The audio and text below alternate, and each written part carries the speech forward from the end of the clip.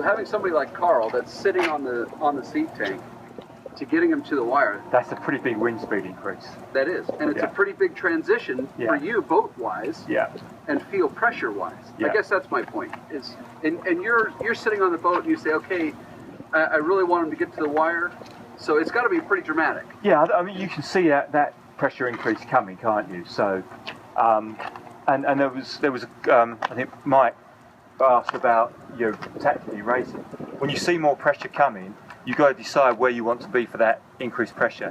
Is it something you want to put the bow down and foot to, or you need to tack to get to another side of it? What do you want to do? So that's, if you're seeing a change like that, that's a really important racing consideration. You can transition the boat as badly as anybody, and it won't matter. Leveraging that opportunity would be far more important in my mind. So what I want to do with that from a racing perspective, more than how we sort of scramble onto the wire in that change. I don't really. Should we attack to get inside it?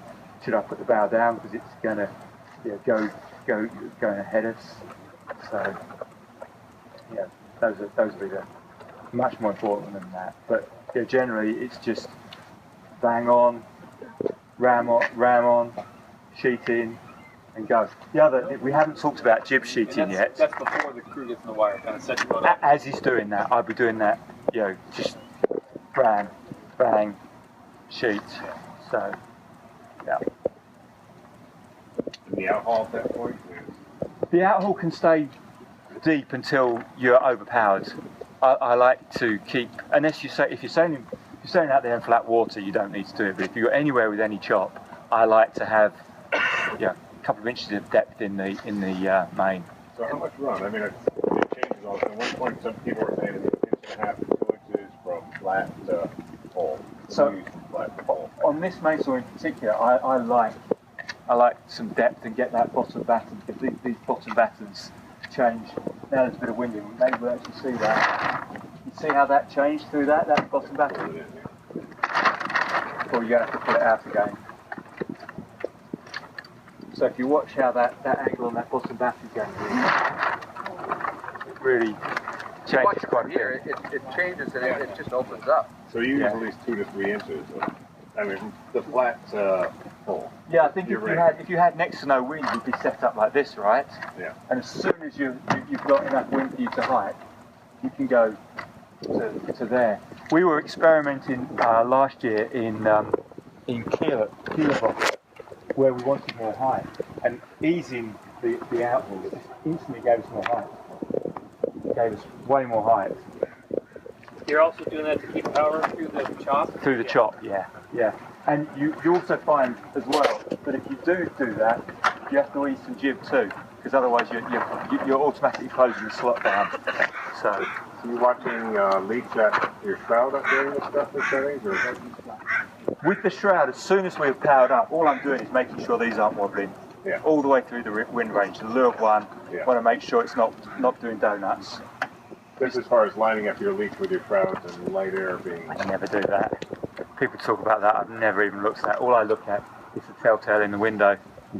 And what are you looking for in your telltale? What is the... It can't stall. Can't stall. You want it can flowing never stall. 100%. Any wind speed, it can't stall. 100%, okay. Yeah. If it's doing what it was doing there, you've overshooted. Yeah. And each jib, is everybody on glazer or glazer type of cut? Mostly. Yeah, mostly.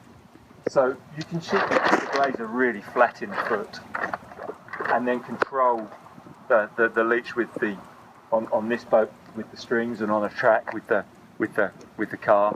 But the glazer always likes to be pretty tight on the foot. So then, as it gets windier, the goal as I go through the wind range, as soon as the boom's off centre line, so from sort of like that point out, and it doesn't matter how much you weigh. And first of all, the tuning guide is just a guide, right? So depending on your weight and your sailing style, you'll use the numbers differently. And you see 16 knots, the rig should be at whatever. And that's right if you were Howie and you wrote the guide. It's not right for anybody else because you're going to be a different size. So once the boat's planing and we're going upwind, I'm trying to keep the boom sort of, where's the vang?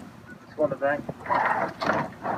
Trying to keep the boom sort of on the edge of the tank there. You see if the boom's lined up the edge of the tank. That's kind of where I want the boom. Now obviously it would tend to be raked by now, which I guess we can do.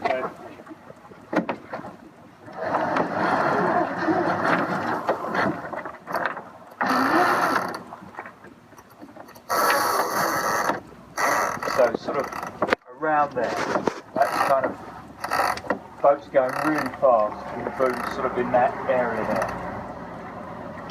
And as you've done this, you've pulled the board up a little bit and you've all moved back, so the crew and the helm have come back.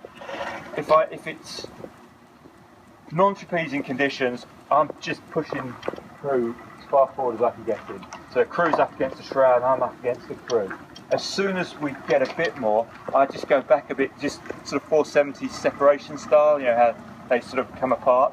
And then as he goes onto the wire, he's going to have his front foot about there. And then as it comes up and the boat starts planing, by the time the boat's planing, his back foot should be in line with the cam on the main sheet. So pretty much there. And I'm sort of moving back with that. And I like us to be side by side. Once we're on the wire, it just looks better in pictures.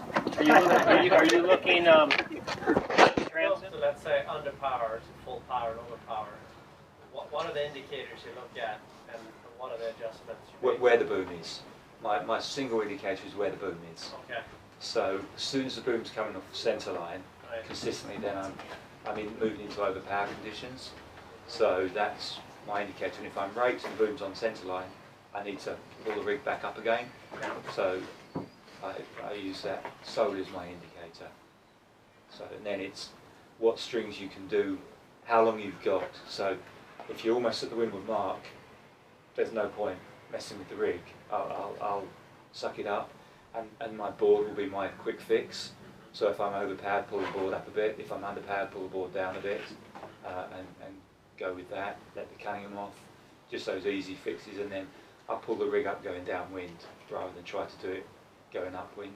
So So you think it's easier to adjust the board on the rake? yeah, On his boat it is. yeah, McLuhan. yeah. Well, McLuhan also have a board up control on the rail. Yeah, like because it's hard for me to.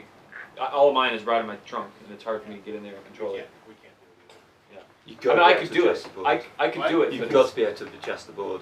We can't do it while sailing. Mike, my experience with hopping in from boat to boat to boat, especially with new people, is that I find that the new guys pinch like crazy when the breeze comes on.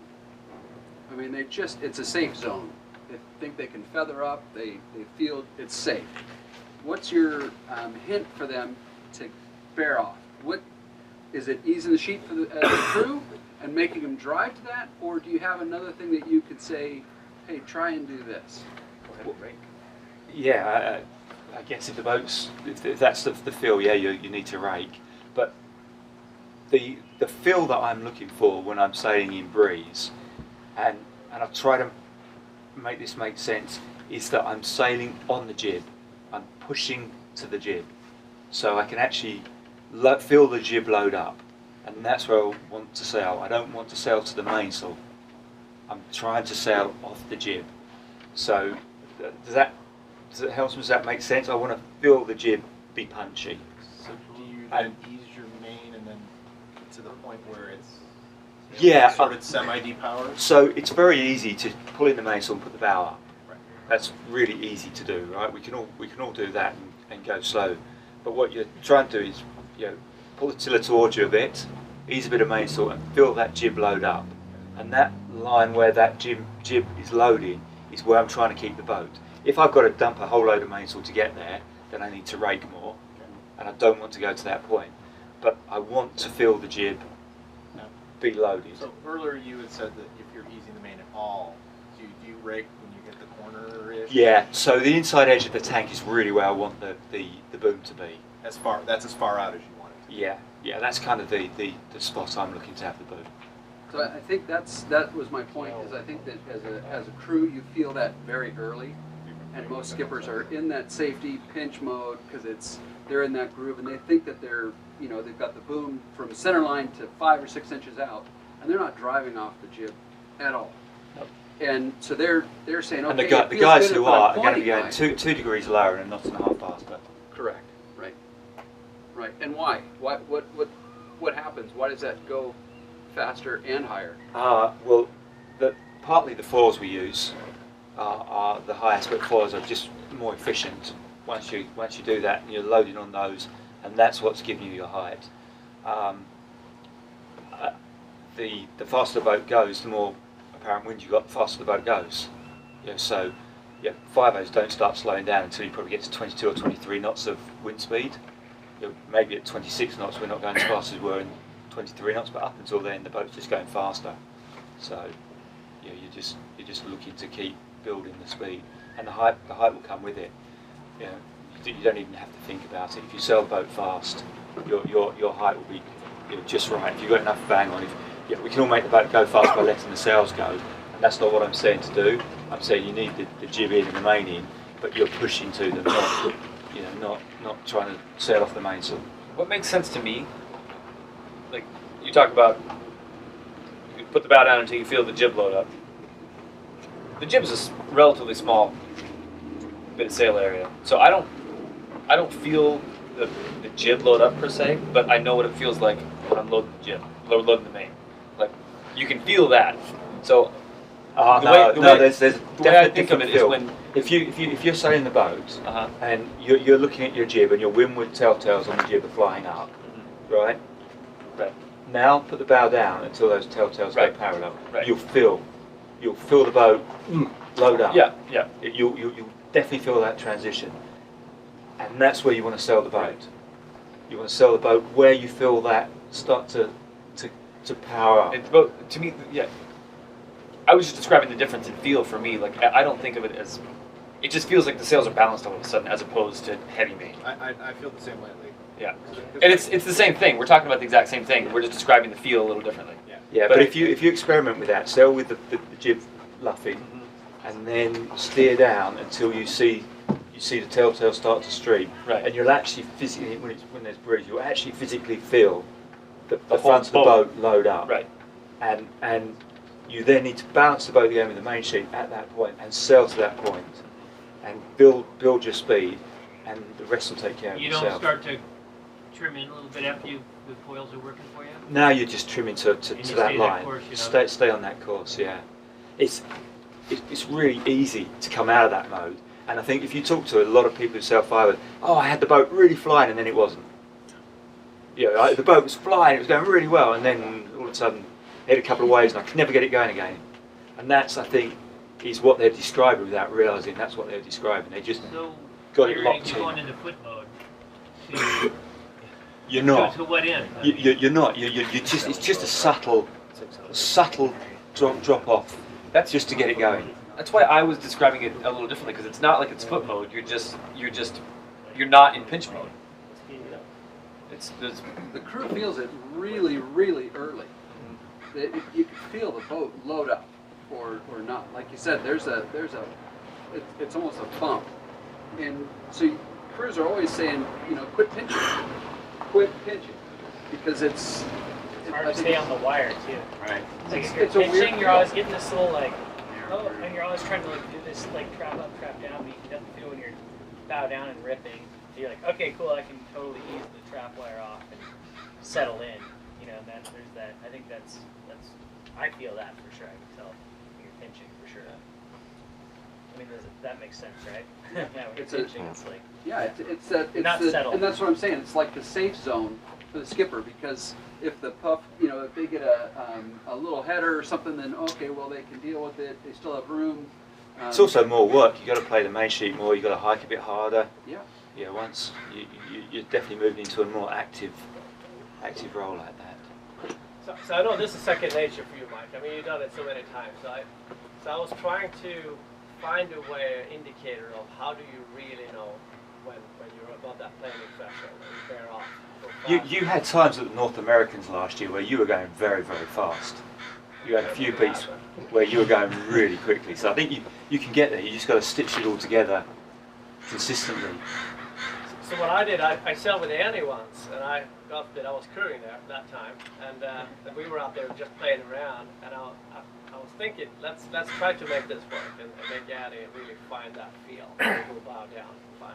So what I told Annie was, hey, let's just play around and do beam reach. Just sail really low, so you would feel that, hey, you're actually up on a plane. So now you're solidly on a plane. You remember we sailed back and forth, just planing. And from that point, okay, now we got the plane, we're sailing really fast, let's go upwind. So I trimmed the jib a little bit and we sort of slowly, progressively went upwind. And we were still keeping it on the plane. You know that? So how did that feel? Was that a good indicator of kind of finding that planing? It was great practice. Yeah, that was great. As far as finding, right, just playing around, maybe different angles Right. until you feel